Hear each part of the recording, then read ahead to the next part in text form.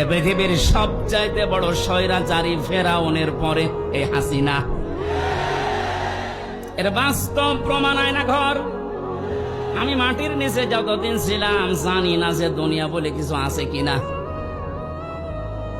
আমারে যারা নিয়েছিল রিমান্ডের নাম করে নিয়েছে তো, অথচ নিয়েছে তো মাটির নিচে। এত কঠিন অবস্থায় রেখেছিল, এত অসহায় হচ্ছিল মনে নিজেকে যে আল্লাহ পৃথিবীতে তুমি ছাড়া মনে হয় আর কেউ নেই। কারণ আমি বিচ্ছিন্ন ছিলাম দুনিয়া থেকে।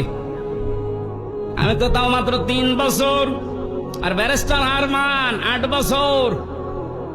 আপনি কল্পনায় আনতে পারেন যে একজন মানুষকে মাটির নিচে যে ঘর এখন দেখা যাচ্ছে, এখানে 2 দিন 5 দিন 10 দিন না 8 বছর একটা মানুষ থাকলো কি করে? এটা টুরিস্ট প্যালেস হিসাবে